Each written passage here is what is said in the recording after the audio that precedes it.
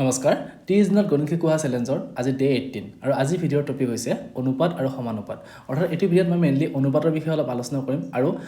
সমানুপাত যেটো আছে সমানুপাতৰ দুটা ভাগ আছে প্ৰত্যক্ষ সমানুপাত আৰু ব্যস্ত সমানুপাত তাৰ যিবিলাক অংক আমাৰ সঘনাই কম্পিটিটিভ এক্সাম বিলাকত প্ৰয়োজনীয় হৈয়ে থাকে যে আমাৰ কিছুমান এনেকুৱা অংক থাকে যে মানুহ বাঢ়ি গ'লে দিনৰ সংখ্যা কমি আহে বা কিছুমান এনেকুৱা থাকে যে এটা ধৰা হল আমাক পাঁচজন মানুহে লগ হৈ কিনে এটা কাম কিমান দিনত সম্পূৰ্ণ কৰিছে আৰু তিনিজন মানুহে সেই কামটো কেনেকুৱা কিমান দিনত সম্পূৰ্ণ কৰিব এনেকুৱা ধৰণৰ কিছুমান আমাৰ অংক থাকে আৰু সেই অংকবিলাক আমি কেনেকৈ কৰিব লাগিব সেই গোটেইবিলাক ধুনীয়াকৈ উদাহৰণ সহ বুজাম তো ভিডিঅ'টো শেষলৈ চাব তো প্ৰথমতে আমি জানি লওঁ অনুপাতটো কি হয় মানে অনুপাত মানে কি মেইনলি হ'ল অনুপাত মানে হ'ল আমাৰ তুলনা কৰা মানে কি দুটা বস্তুৰ মাজত যদি আমি তুলনা কৰিম সেইটোৱে আমাৰ কি হয় অনুপাত আৰু সেইটো আমি গাণিতিকভাৱে কেনেকৈ লিখোঁ ধৰা হ'ল 3 লিটাৰ আছে 3 লিটাৰ গাখীৰ আছে আৰু এটা কি আছে 5 লিটাৰ গাখীৰ আছে ঠিক আছে 3 লিটাৰ গাখীৰ আৰু 5 লিটাৰ গাখীৰ তো এই দুটাৰ মাজত তুলনা কৰিব লাগে সেইটোকে আমি কেনেকৈ লিখোঁ 3:5 বা 3:5 আৰু এইটোৱে কি হয় অনুপাত হয় আৰু এটা কথা মনত ৰাখিব যে অনুপাতত সদায় আমি কি একে ৰাশিবিলাক হয় একে একক থকা ৰাশিবিলাকক আমি তুলনা কৰিব পাৰোঁ যদি কেজিত থাকে সি কেজিতে থাকিব লাগিব যদি মিটাৰত থাকে সি মিটাৰত থাকিব লাগিব এনেকৈ একককেইটা একে হ'ব লাগিব তো অনুপাতৰ বিষয়ে আমি বিশেষ আৰু আকৌ আলোচনা নকৰোঁ কাৰণ এইটো ভিডিঅ'ত আমি মেইনলি আলোচনা কৰিম যিটো সমানুপাতৰ যিকেইটা কনচেপ্ট আছে প্ৰত্যক্ষ সমানুপাত আৰু ব্যস্ত সমানুপাতৰ সেইখিনিহে আমি আমাৰ বেছি ইম্পৰ্টেণ্ট হয় গতিকে সেইখিনি আমি আলোচনা কৰি আছোঁ এতিয়া প্ৰত্যক্ষ সমানুপাত মানে কি এতিয়া আমি কিছুমান এনেকুৱা ধৰণৰ অনুপাত পাইছোঁ যে যিবিলাকত কি হয় এটা বস্তু বাঢ়ি গ'লে আনটোও বাঢ়ি যায় এতিয়া এনেকুৱা ধৰণৰ উদাহৰণ কি আছে ধৰা হ'ল আমাৰ এটা কলমৰ দাম কিমান এটা পেনৰ দাম ধৰা হ'ল 5 টকা ঠিক আছে এটা পেনৰ দাম 5 টকা এটা যদি আমি দুটা পেন লওঁ তেনেহ'লে কিমান টকা হ'ব দুটা পেনৰ দাম আমাৰ 10 টকা হৈ যাব হয়নে 10 টকা বা তিনিটা পেন ল'লে আমাৰ কেই টকা হ'বগৈ তিনিটা পেনৰ দাম 15 টকা এতিয়া এইটোত চোৱা যে আমাৰ কি হৈ আছে পেনৰ সংখ্যাও বাঢ়ি গৈছে আৰু কি হৈছে ইয়াতে দামটো আমাৰ ক্ৰমান্বয়ে কি হৈ গৈছে বাঢ়ি গৈছে তো এনেকুৱাকৈ যদি এটাৰ ওপৰত আনটো নিৰ্ভৰ কৰি থাকে আৰু কেনেকৈ নিৰ্ভৰ কৰে যে এটা বাঢ়ি গ'লে আনটো বাঢ়ি যায় বা এটা কমি গ'লে কি হয় আনটো আমাৰ কমি যায় তো তেনেকুৱা ধৰণৰ যিবিলাক অনুপাত আছে সেইবিলাক আমি কি বুলি কওঁ প্ৰত্যক্ষ সমানুপাত বুলি কওঁ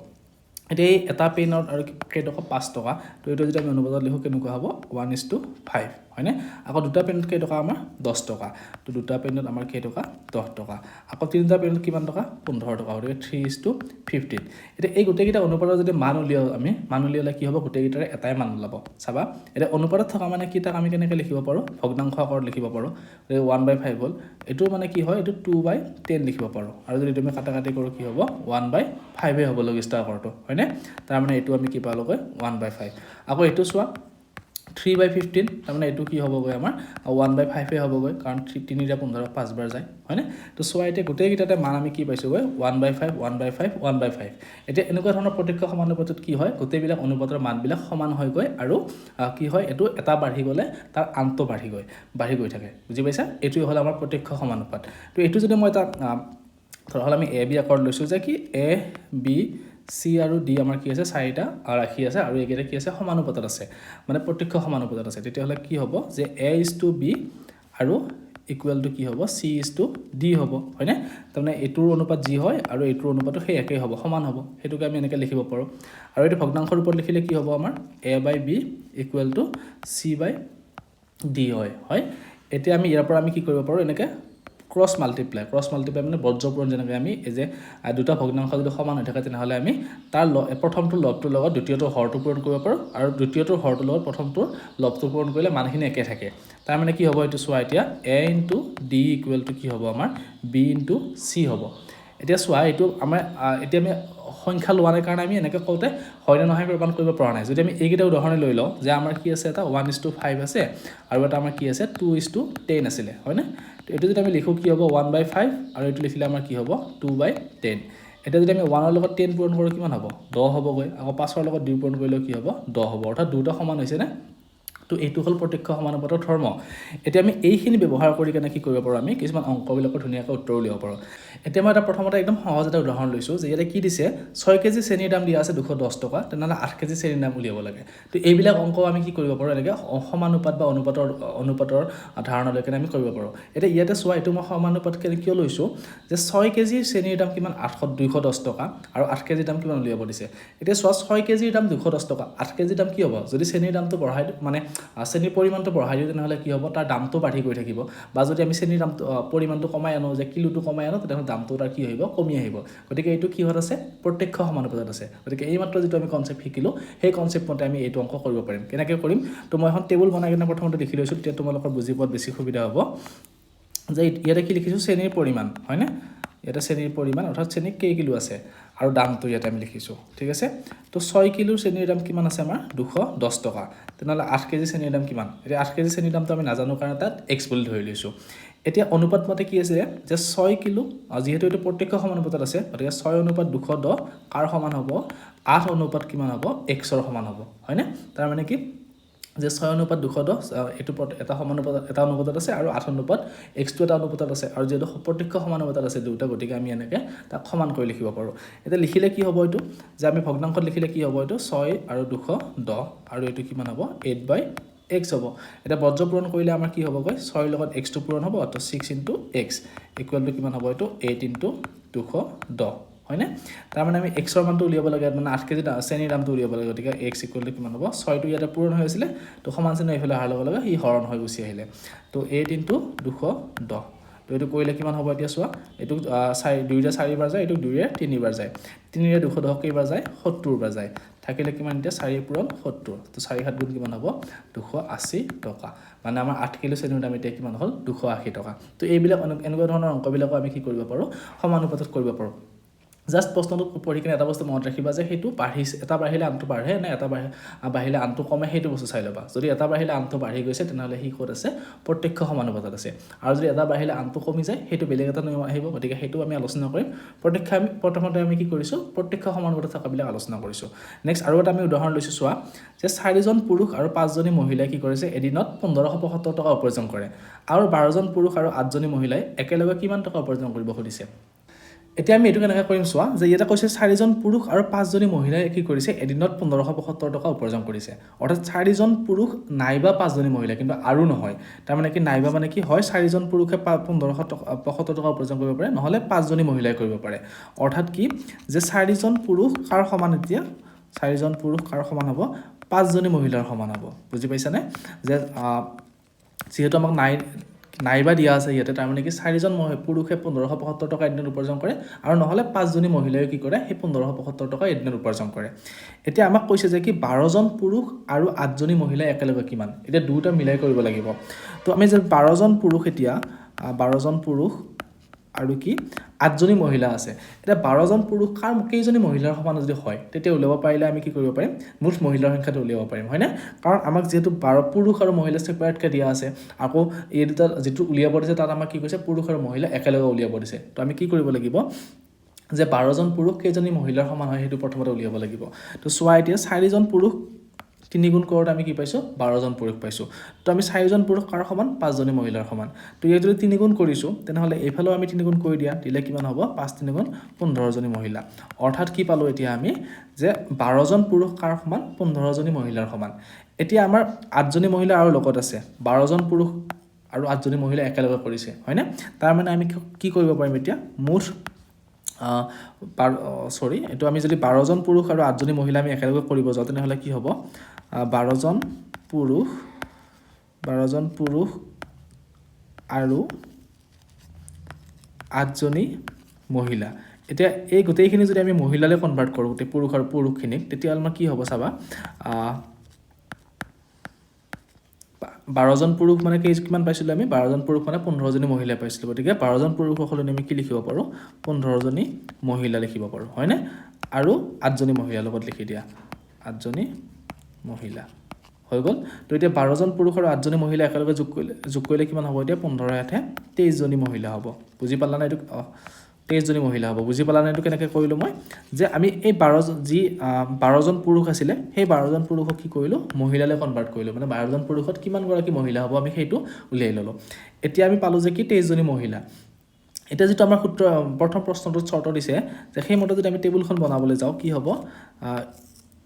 আমি মহিলাৰ যেহেতু মহিলালৈ কনভাৰ্ট কৰিছোঁ গতিকে পুৰুষটোৰ নানো ডাইৰেক্ট মহিলাৰ সংখ্যা লিখি দিম ইয়াতে যে মহিলা আৰু উপাৰ্জন হয়নে তো উপাৰ্জনটো এতিয়া কিমান মহিলা কিমানজনী উপাৰ্জন কৰে প্ৰথম চৰ্তত কৈছিল যে 5 জনী মহিলাই কি কৰে এদিনত 1575 টকা উপাৰ্জন কৰে হয়নে তো আমি যদি এটা 5 জনী মহিলা লিখো তেনেহলে কিমান টকা উপাৰ্জন কৰিব 1575 টকা এটা 23 জনী মহিলাই কিমান কৰিব তেনেহলে 23 জনী মহিলাই আমি নাজানো x টকা এটা যেটো এটো কি দিন মানুহৰ সংখ্যা বাঢ়ি গলে কি হ'ব পইচাটো বাঢ়ি যাব মানুহ কমি আহিলে পইচাটো ইনকামটো কমি আহিব গতিকে এটো আমাৰ কি প্ৰত্যক্ষ সমানুপাতত আছে সেই কাৰণে আমি কি কৰিম এতিয়া 5 is to কি হ'ব 5 is to 1575 হয়নে ইকুৱেল টু কি হ'ব 23 is to x কাৰণ এইটো আৰু এইটো অনুপাত কাৰ সমান হ'ব এই দুটা অনুপাতৰ সমান হ'ব তো এইটো কৰিলে কি হ'ব এতিয়া আমাৰ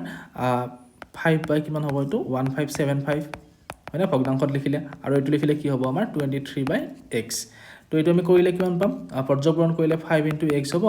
আৰু এইফালে কিমান হ'ব 23 into 1575 হয়নে এতিয়া x ইকুৱেল টু আমাৰ কিমান হ'ব এতিয়া এইখিনি 23 into 1575 থাকিলে আৰু 5 টো ইয়াতে পূৰণ হৈছিল এইফালে আহাৰ লগে কি হৈ গ'ল হৰণ হৈ গ'ল তো এতিয়া 5 এৰে ওপৰটো কাটা কাটি যাব 5 এৰে এখিনি কিমান যাবৰ যাব 5 3 গুণ 15 5 25 সৰি 5 15 75 ঠিক আছে 315 অৰ্থাৎ কিমান পালো এইটো 23 into 315 এটা এটা পূৰণ কৰিলে আমাৰ কিমান হ'বগে এটা পূৰণ কৰিলে হ'বগে আমাৰ 7245 তাৰ মানে এটা কি গম পালো যে যিখিনি আমাৰ 12 গৰাকী কি আছিল 12 জন পুৰুষ আছিল আৰু 8 জনী মহিলা এদিনত যদি আমি একেলগে উপাৰ্জন কৰে তেতিয়াহলে কিমান টকা উপাৰ্জন কৰিব 7245 টকা বুজি পালা এইটো কেনেকৈ কৰিছো এতিয়া আমি জাস্ট পুৰুষ আৰু মহিলা সেপাৰেট কে দিয়া আছিল তো আমি হেৰিতে একে কৰি লৈছো লৈ কেনে আমি মুঠ উপাৰ্জনটো উলিয়ালো তো এনেকৈ তোমালোকে সমানুপাতৰ সহায় ধুনিয়াকৈ এইবিলাক অংক কৰিব পাৰিবা এতিয়া আমি নেক্সট আমি আৰু এটা টপিক আছিল আমাৰ কি ব্যস্ত অনুপাত আছিল হয়নে সমানুপাতৰ পিছতে আছিল ব্যস্ত সমানুপাত বা ব্যস্ত অনুপাত এটা ব্যস্ত অনুপাতটো কি হয় আমি হেইটো আলোচনা কৰো এতিয়া যে ব্যস্ত অনুপাত মানে কি হয় ব্যস্ত সমানুপাত বা ব্যস্ত অনুপাত ঠিক ব্যস্ত সমানুপাত মানে কি হয় এতিয়া যে আমি কিছুমান এনেকুৱা ধৰণৰ শৰ্ত পাও যে ধৰা হল এটা কাম কোনটো নিৰ্দিষ্ট কাম কি কৰিব লাগে 5 জন মানুহে কৰিছে কিমান দিন লাগিছে কামটো কৰোতে 10 দিন লাগিছে হয়নে যদি আমি মানুহ যদি শ্ৰমিকৰ সংখ্যা সেইটো যদি বঢ়াই দিও 7 জন কৰিলো তেনেহলে দিনটো কি হ'ব কমি যাব না নাই বস্তুটো হয়নে যে 5 জন মানুহে কৰোতে 10 দিন লাগিছিলে তো যদি আমি 7 জন মানুহে কৰোতে নহলে কি হ'ব দিন কম দিনতে হৈ যাব বা কোনো এটা নিৰ্দিষ্ট খাদ্য বস্তু কি আছিল আমাৰ যদি 10 জন মানুহে খায় ধৰা হল 5 দিন খাব পাৰে ঠিক আছে 10 জন মানুহে খালে 5 দিন খাব পাৰে যদি মানুহটো আমি কমাই দিও ধৰা হল 5 জন মানুহ কৰিলো তেনেহলে খাদ্য বস্তুটো বেছি দিন খাব পাৰিব হয়নে তাৰ মানে কি হৈছে ইয়াতে এটা বস্তু যেতিয়া কমি যাব আনটো কি হৈ যায় তেতিয়া বাঢ়ি যায় বা এটা যদি বাঢ়ি গৈছে আনটো কি হ'ব তেতিয়া কমি আহিব হয়নে তো এনেকুৱা ধৰণৰ যেটো উলট-পালট হৈ থাকে যে এটা বাঢ়িলে আনটো কমে বা এটা কমিলে আনটো বাঢ়ে সেইবিলাক সমানুপাতক কি বুলি কোৱা হয় ব্যস্ত সমানুপাত যেটো উলটাটো ইনভাৰ্স প্ৰপৰচন তে এই ইনভাৰ্স প্ৰপৰচনটো বা ব্যস্ত সমানুপাতটো কি কেনেকে মানে গাণিতিক ভাৱে কেনেকে প্ৰকাশ কৰা হয় চাবা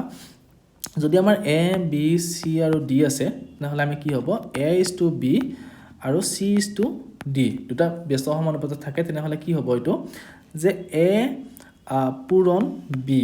a আৰু b ৰ পূৰণফলটো কাৰ সমান হ'ব c পূৰণ d ৰ সমান হ'ব বুজি পাইছা বা এটো উলটাকে লিখিলেও হয় যে এটো আমাৰ কাৰ সমান হ'ব a by b equal to d by c ৰ সমান হ'ব বুজি পাইছা নে সৰি d by c নহয় তো তোমালোকে জাস্ট এটো মনত ৰাখিলে হৈ গল যে a into b equal to c into d এটা ইয়াৰ অৰ্থটো কি চাবা এতিয়া মই কেইটামান সংখ্যাৰ সহায়ত বুজাইছো তোমালোকে এতিয়া বেছি ভালকৈ বুজি পাবা চাবা সাপোজ আমাৰ কি আছে এখন টেবুল বনাই লৈছো মই ইয়াতে আৰু এই টেবুলখনত কি আছে আমাৰ x আৰু y আছে ঠিক আছে x আৰু y এতিয়া ধৰা হল x ৰ মানটো 1 আছিল y ৰ মানটো কি আছিল তেতিয়া 60 ধৰা হল এজন মানুহে 60 দিন খাব পাৰে তো দুজন মানুহে কিমান হ'ব এতিয়া ধৰা হল 30 দিন হৈ যাব হয়নে আকৌ তিনিজন মানুহৰ ক্ষেত্ৰত কিমান হ'ব বা চাৰিজন মানুহৰ ক্ষেত্ৰত কিমান হ'ব এইবিলাক আমি কেনেকৈ উলিয়াম এটা এইবিলাক উলিয়াবৰ কাৰণে আমি এই ব্যস্ত সমানুপাত যেটো মানে এটা বাঢ়িলে আনটো কমি যায় হেতু ব্যস্ত সমানুপাত আছিল আৰু হেতু ব্যৱহাৰ কৰি কেনে কৰিব পাৰো তো কেনেকুৱা হ'ব চাবা এইটো যে মই কলো যে যদি 1:60 হয় আৰু কি হয় 2:30 হয় তেনেহলে ইয়াৰ অৰ্থটো কি যদি ব্যস্ত সমানুপাতত আছে তেনেহলে এই দুটাৰ পূৰণফলটো আৰু এই দুটাৰ পূৰণফলটো সমান হয় এতিয়া সো তোমালোকে 1 পূৰণ 60 কিমান হ'ব 60 2 পূৰণ 30 কিমান হ'ব 60 হ'ব 3 পূৰণ 20 কিমান হ'ব 60 হ'ব 4 পূৰণ 15 কিমান হ'ব 4 পূৰণ 60 তো এনেকুৱা তোমালোকে এইটো ব্যস্ত সমানুপাত বুলি কোৱা হয় এইবিলাক যেতিয়া মই আকৌ উদাহৰণ দিকে তোমালোক বুজাই দিম অংক তেতিয়া আৰু ভালকৈ বুজি পাবা তো জাস্ট এতিয়া মনত ৰাখা যায় কি ব্যস্ত সমানুপাত মানে কি এটা বাঢ়িলে আনটো কমি যায় আৰু এটা কমিলে কি হয় আনটো বাঢ়ি যায় আৰু এইটো ক্ষেত্ৰত আমি অংক কেইটামান লৈছো চাবা সাপোজ এইটো উদাহৰণে লোৱা যে 36 জন মানুহে এটা কাম 25 দিনত কৰিব পাৰে তো 15জন মানুহে সেই কামটো কিমান দিনত কৰিব এটা 36 জন মানুহে কামটো কেইদিনত কৰিছে 25 দিনত এটা যদি 15জন মানুহ কৰি দিতে নহলে কি হ'ব সেই কামটো কিমান দিনত কৰিব এতিয়া মানুহ যেহেতু কমি আহিলে দিনৰ সংখ্যা কি হ'ব এতিয়া বাঢ়ি যাব আৰু এটো আমাৰ কি এতিয়া প্ৰত্যক্ষ সমানুপাতত নাই এটো কি হত আছে পৰোক্ষ সমানুপাত বা ব্যস্ত সমানুপাতত আছে তো এটো আমি কেনেকৈ কৰিম চাবা এতিয়া যে আমি যদি টেবুল আকাৰত বনাই লওঁ বস্তুটো যে টেবুল আকাৰত বনালে তেতিয়ালে বেছি সুবিধা হ'ব যে এটো আছিল মানুহৰ সংখ্যা আৰু এটো আছিল কি আমাৰ দিন ঠিক আছে তো মানুহ আছিল আমাৰ 36 জন মানুহ কিমান দিন কৰিছে 25 দিন কৰিছে আৰু 15জন মানুহে কিমান দিন কৰিব এটো আমি নাজানো x বুলি ধৰিছো এটা ব্যস্ত অনুপাতত আছে যেহেতু তাৰ মানে কি লিখিব লাগিব আমি এই দুটাৰ পূৰণফল আৰু এই দুটাৰ পূৰণফল সমান লিখিব লাগিব আগৰত আমি কি লিখিছিলো ভগ্নাংশ আকাৰত লিখি কেনে বজ্ৰ পূৰণ কৰিছিলো কিন্তু ইয়াতে কি হ'ব যে যেহেতু ব্যস্ত সমানুপাতত আছে গতিকে আমি লিখিম যে কি 36 পূৰণ 25 ইকুৱেল টু কি হ'ব 15 পূৰণ x বুজি পাইছা তো ইয়াৰ পৰা x ৰ মানটো উলিয়াই দিয়া এতিয়া তো সেইখিনি ইফালে লিখিছো 15 * x = 36 * 25 তাৰ মানে x = কি হ'ব এতিয়া 36 * 25 আৰু ডিভাইডেড বাই 15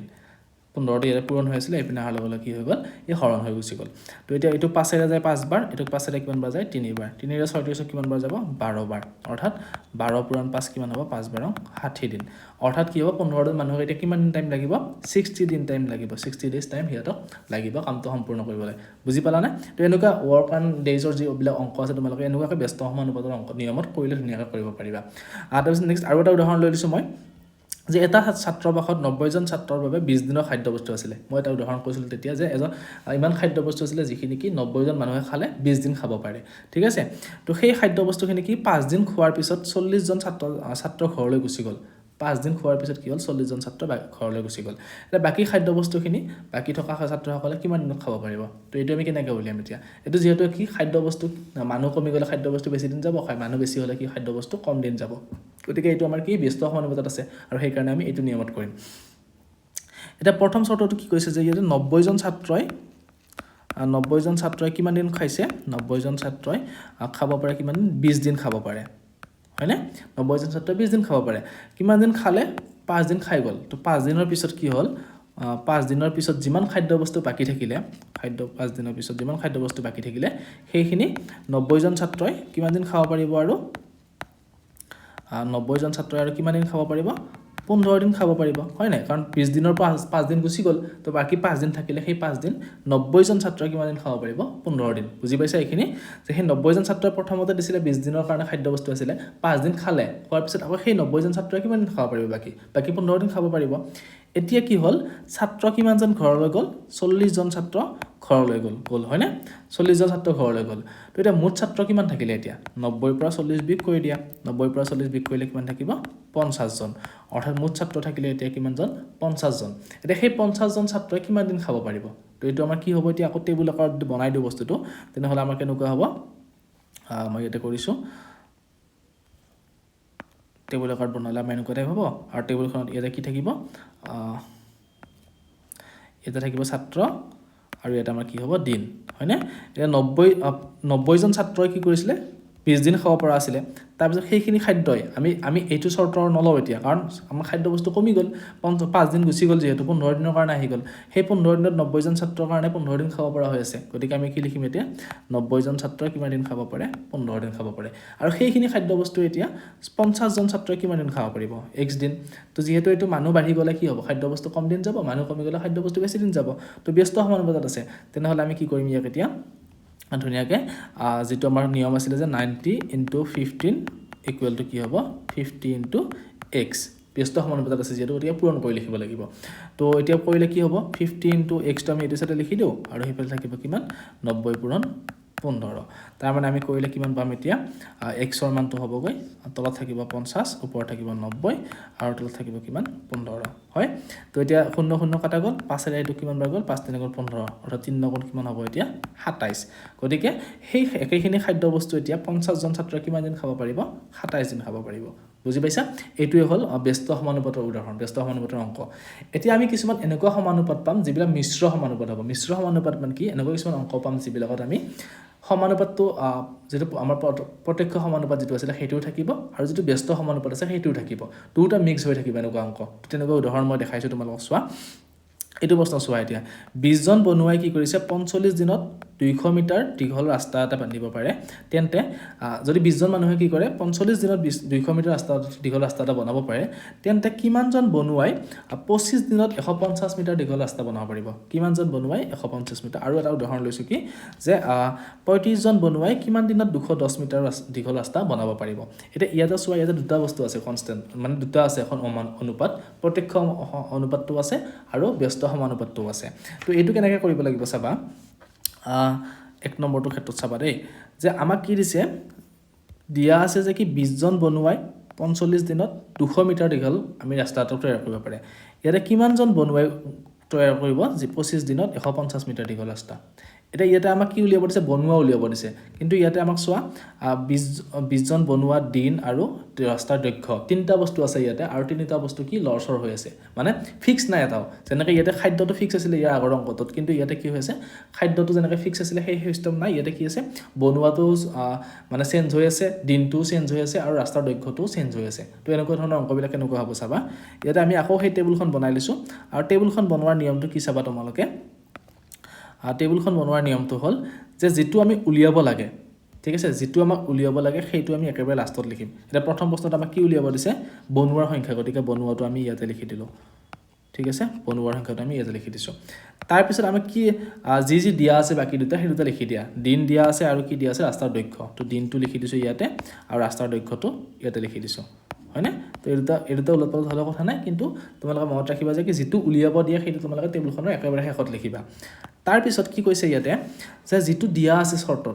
প্ৰথমটো আমাক যেটো দিয়া আছে এইটো আমাক দিয়া আছে না তো এইটো তোমালোকে তলৰ লাইনত লিখিবা কিমান দিয়া আছে যে 20 জন বনুৱাটো 20 জন হয়নে কিমান দিনত 45 দিনত 45 টো ইয়াতে লিখি দিয়া আৰু কিমান মিটাৰ দৈৰ্ঘ্য 200 মিটাৰ দৈৰ্ঘ্য বনাব পাৰে হয়নে যে 20 জন বনুৱাই 45 দিনত 200 মিটাৰ দৈৰ্ঘ্য ৰাস্তা বনাব পাৰে প্ৰশ্নটোত কি কৈছে আমাক 150 মিটাৰ দৈৰ্ঘ্য গতিকে 150 টো ইয়াতে কিমান দিনত 25 দিনত আৰু কিমান দীঘল হ'ব আৰু কিমানজন বনুৱাই সেইটো নাজানো কাৰণে তাত আমি কি লৈছো x লৈছো এতিয়া তোমালোকে ইয়াতে চোৱা যদি আমি কি কৰো দিনটো কমকে লওঁ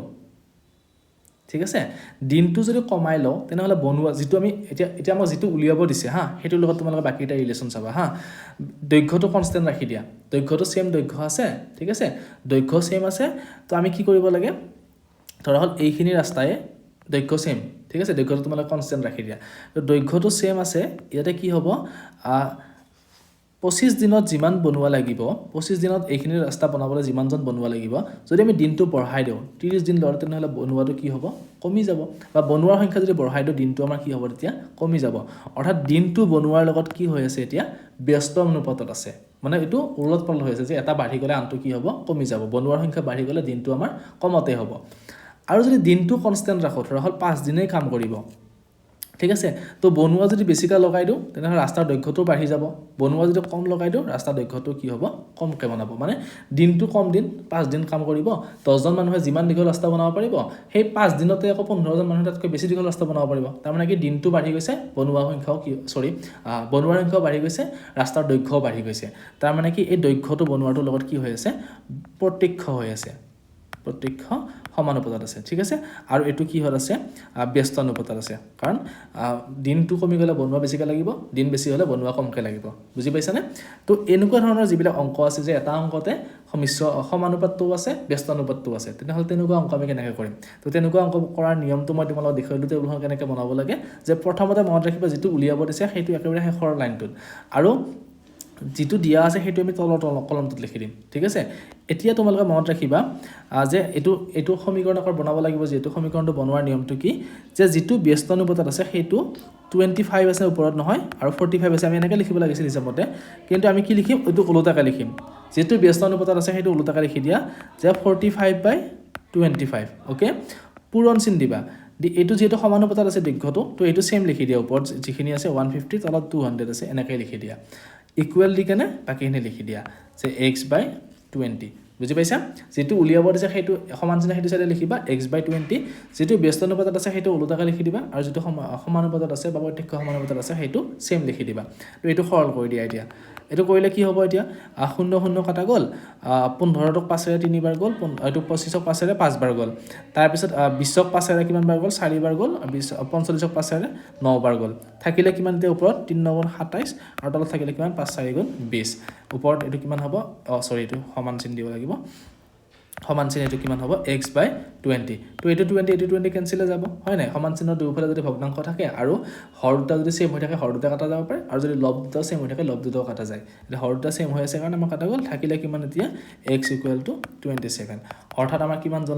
লাগিব এতিয়া বনোৱা 27 জন বনোৱা লাগিব বুজি পাইছা না অংকটো কৰাৰ নিয়মটো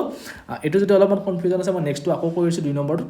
এটো তেনেকুৱা হয় তেতিয়া আৰু ভালকৈ তোমালোকে বুজি পাবা এতিয়া এইবাৰ কি কৈছে চোৱা 35 জন বনোৱা এবাৰ বনোৱাটো দিয়া আছে কিমান দিনত দিনটো উলিয়াব দিছে নহয় তো আমি টেবুলখন কেনেকুৱাকৈ বনাম টেবুলখন বনাওতে আমি মনত ৰাখিম যে কি একেবাৰে শেষৰ লাইনটোত আমি কি লিখিব লাগিব